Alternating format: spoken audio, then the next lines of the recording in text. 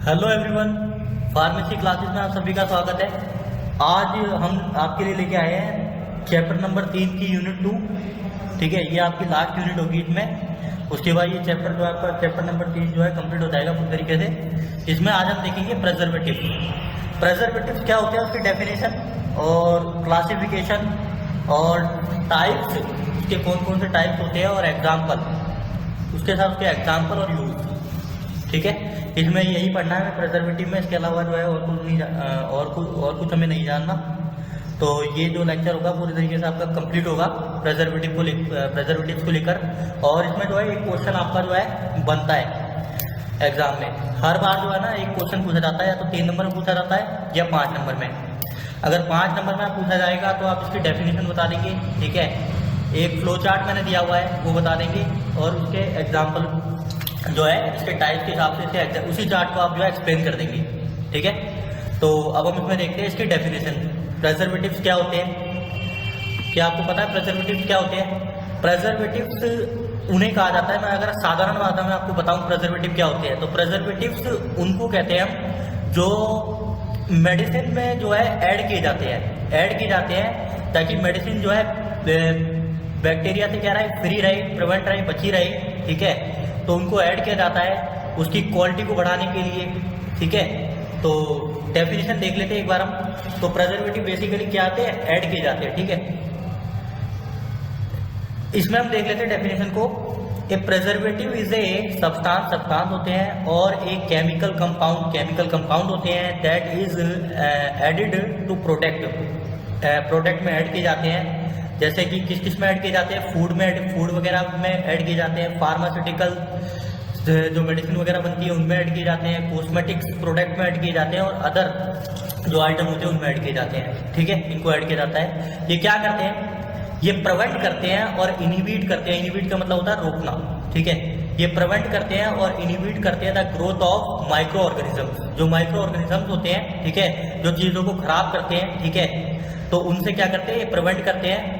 ठीक है, जिसमें क्या आ जाते हैं, बैक्टीरिया आ जाते हैं, फंगाई आ जाते हैं, और ठीक है, बैक्टीरिया, फंगाई, प्रोटोजोआ वगैरह सब आ जाते हैं। ठीक है, and to extend the self life of the product. और ये क्या कर देते हैं, उसकी प्रोडक्ट की सेल्फ लाइफ को क्या करते हैं, जिससे क्या होता है, प्रिजर्वेटिव से क्या होता है, प्रोडक्ट की सेल्फ लाइफ क्या हो जाती है, एक्सटेंड कर जाती है, बढ़ जाती है। ठीक है, प्रिजर्वेटिव क्या करते हैं, और ये हेल्प करते हैं, मेंटेन करते हैं क्वालिटी को लेकर, सेफ्टी और उसकी फ्रेशनेस को। ठीक है, अगर किसी प्रोडक्ट, मान लीजिए कोई मेडिसिन बनाई, वो अगर कड़वी है, उसमें अगर प्रिजर्वेटिव को ऐड किया गया है, तो उसका जो टेस्ट था ना, तो क्या हो जाता है, वो टेस्ट ना पूरी तरीके से क्या हो जाता है, चेंज हो जाता है। ठीक है, तो टेस्ट को चेंज करने के लिए भी प्रिजर्वेटिव को ऐड किया जाता है। ठीक है, उसकी फ्रेशनेस को लेकर, of the product by slowing down और प्रिवेंटिंग स्पॉइलेज। ठीक है, खराब होने से बचाने के लिए भी।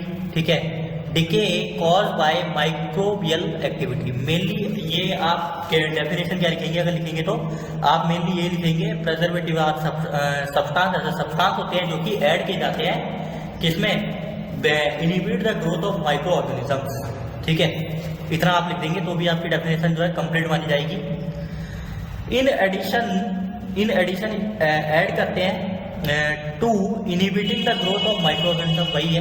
ठीक है, प्रिजर्वेटिव में ऑल्सो प्रोटेक्ट करते हैं, बचाते हैं अगेंस्ट ऑक्सीडेशन। ऑक्सीडेशन क्या होता है, ऑक्सीडेशन जैसे टमाटर होता है, तो टमाटर पे क्या होता है, जब वो लाल होता है तो क्या होता है, ऑक्सीडाइज नहीं होता, वो फ्री होता है। ठीक है, उसमें रेडिकल्स नहीं बनते, फ्री रेडिकल्स नहीं बनते, और जब फ्री रेडिकल्स बनेंगे तो टमाटर क्या होने लगेगा, वो गलने लगेगा, खराब होने लगेगा। तो ऑक्सीडेशन यानी ऑक्सीजन का जो है आकर जो है वो लेवल जो है एक तरीके से बढ़ जाना। ठीक है, चीज़ों को ऑक्सीडाइज कर देना। ठीक है, तो अगेंस्ट ये प्रोटेक्ट करते हैं, किसके अगेंस्ट में, ऑक्सीडेशन के अगेंस्ट में।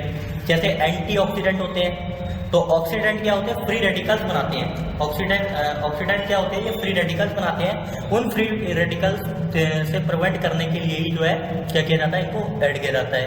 Other chemical reactions that can lead to deterioration. ठीक है, और उसको दूषित होने से भी जो है, अदर केमिकल रिएक्शंस वगैरह जो होती है उनसे भी क्या करते हैं, ये प्रिवेंट करते हैं। ठीक है, तो ये डेफिनेशन आपकी कंप्लीट हो गई।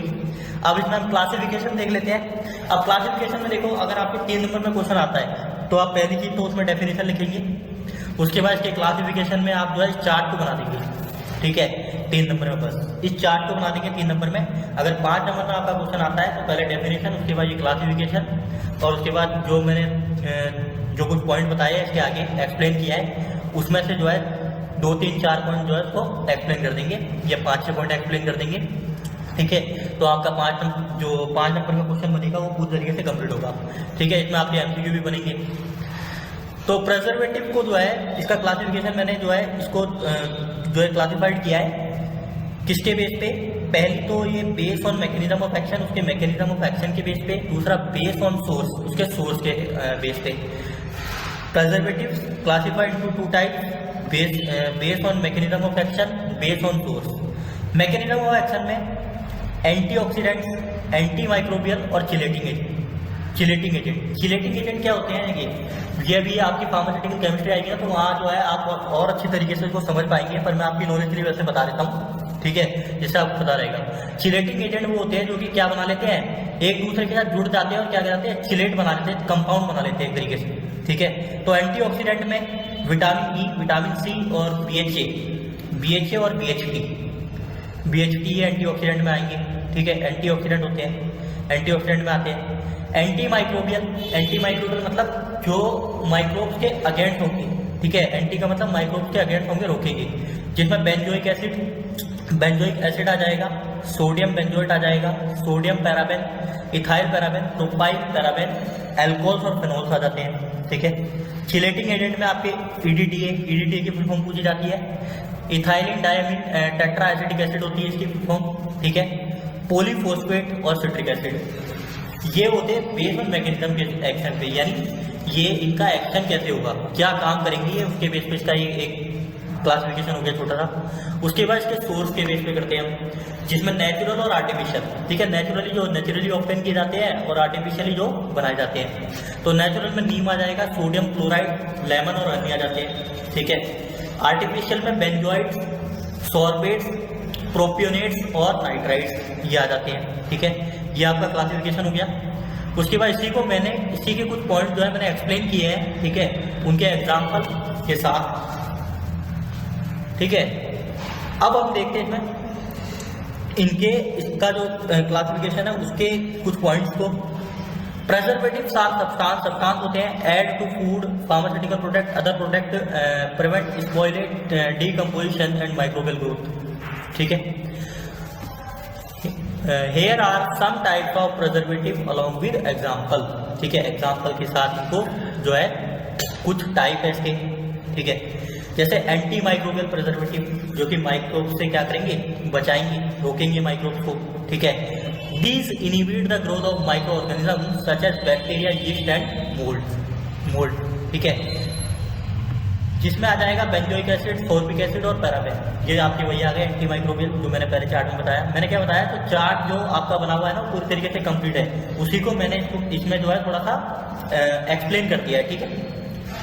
एंटीऑक्सीडेंट में आपके ये क्या करते हैं, ये प्रिवेंट करते हैं ऑक्सीडेशन से, ठीक है, जो कि कर सकते हैं रेसिडिटी एंड डिग्रेडेशन ऑफ फूड, ठीक है, जो कि क्या करते हैं, जो फूड को का डिग्रेडेशन होता है, खराब होता है, उससे जो है ऑक्सीडेशन होने से क्या करते हैं, ये ऑक्सीडाइज होने से क्या करते हैं, खराब होने से रोकते हैं, ठीक है। एग्जाम्पल विटामिन ई, टोकोफेरोल होता है इसका chemical name, ascorbic acid, vitamin C, ठीक है।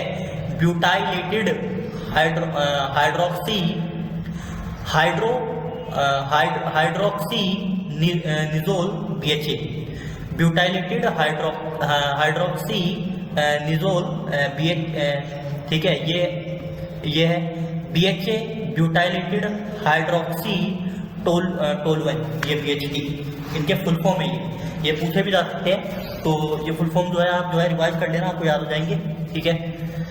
उसके बाद चिलेटिंग एजेंट दीज, ये क्या होते हैं, ये बाइंड हो जाते हैं, क्या हो जाते हैं, बाइंड हो जाते हैं विद मेटल्स के साथ, मेटल आयन जो होते हैं, ठीक है, उनके साथ ये अपने आप को बांध लेते हैं और क्या बना लेते हैं, चिलेट बना लेते हैं, विच जो कि कैन कैटलाइज ऑक्सीडेशन रिएक्शन और प्रमोट माइक्रोबियल ग्रोथ। ठीक है, कैटलाइट, ये कैटलाइट यानी क्या करते हैं, कैटलिस्ट होते हैं जो कि क्या कर देते हैं, खत्म कर देते हैं। ठीक है, खत्म कर देते हैं पूरी तरीके से, क्या कर देते हैं, ऑक्सीडेशन की रिएक्शन को क्या करते हैं, तोड़ देते हैं और प्रमोट करते हैं।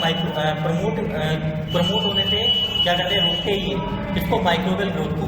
ठीक है, माइक्रोबियल ग्रोथ को प्रमोट होने से क्या करते हैं, रोकते हैं। एग्जाम्पल इसमें आ जाएगा इथाइल, वो मैंने बताया EDTA, तो EDTA में इसका एग्जाम्पल याद रखना। ऐसे भी क्वेश्चन बन सकता है कि इनमें से कौन सा जो है चिलेटिंग एजेंट है। तो EDTA क्या है, चिलेटिंग एजेंट है। सिट्रिक एसिड ये भी चिलेटिंग एजेंट में आता है। तो इसकी फुल फॉर्म क्या है, इथाइलिन डाइअमीन टेट्रा एसिटिक एसिड, ये इसकी फुल फॉर्म होगी। ठीक है, उसके बाद में nitrites and nitrates, these are commonly use, ये कॉमनली यूज किए जाते हैं किसमें, in meat product in inhibit bacteria growth and preserve colour. तो जो मीट प्रोडक्ट वगैरह होते हैं, ठीक है, उनको पता होगा कि प्रेजर्व करके रखा जाता है किसमें, रेफ्रिजरेटर में। ठीक है, एक खास उनका टेम्परेचर होता है, उस पर जो है उनको स्टोर करके रखा जाता है। अगर उस टेम्परेचर पे अगर उनको स्टोर नहीं करेंगे तो क्या हो जाएंगे, खराब हो जाएंगे। ठीक है, बैक्टीरिया की ग्रोथ उनमें होने लगेगी, तो उनसे रोकने के लिए इसको क्या किया जाता है, ऐड किया जाता है। इसमें सोडियम नाइट्राइट और पोटासियम नाइट्राइट यूज होते हैं। ठीक है, पैराबेन्स में क्या आ जाएगा, पैराबेन्स में methyl paraben, propyl paraben commonly use होते हैं किसमें, कॉस्मेटिक्स, पर्सनल केयर प्रोडक्ट और फार्मास्यूटिकल प्रोडक्ट में। ठीक है, इनमें यूज किए जाते हैं। बेंजोइड्स में आपके सोडियम बेंजोइड्स आ जाएगा, जो कि यूज होता है एसिडिक फूड वगैरह में, बेवरेजेस वगैरह में, and condiments to inhibit the growth of yeast and woods. ठीक है, ये भी वही है जो क्या करेंगे, बैक्टीरिया की ग्रोथ वगैरह को रोकेंगे। ठीक है, रोकेंगे। नेचुरल प्रिजर्वेटिव, इसमें आपके हनी, नीम वगैरह ये सब आते हैं। Rosemary extract act as an antioxidant and is used in some food product. ठीक है, तो जैसे रोजमेरी का एक्सट्रैक्ट हो गया। ठीक है, तो रोजमेरी क्या होता है, प्लांट से लिया जाता है। ठीक है, इसका जो एक्सट्रैक्ट होता है उसको लिया जाता है, जो कि एक्ट करता है, एंटीऑक्सीडेंट का काम करता है। क्या करता है, एंटीऑक्सीडेंट का काम करता है, जो कि यूज होता है कुछ फूड प्रोडक्ट में। हनी कंटेन करता है नेचुरल प्रिजर्वेटिव को। ठीक है, नेचुरल प्रिजर्वेटिव को हनी कंटेंट करता है। तो पूछा जा सकता है इसमें नेचुरल प्रिजर्वेटिव कौन से हैं, आर्टिफिशियल प्रिजर्वेटिव कौन से हैं, चिलेटिंग एजेंट कौन से हैं। ठीक है, तो याद रखना हनी। ठीक है, मैंने बता दिया नेचुरल प्रिजर्वेटिव होता है एंड हैज बीन यूज्ड होता है फ्रूट्स वगैरह में। ठीक है, फ्रूट्स वगैरह को प्रिजर्व करने में क्या किया जाता है, इसको यूज किया जाता है।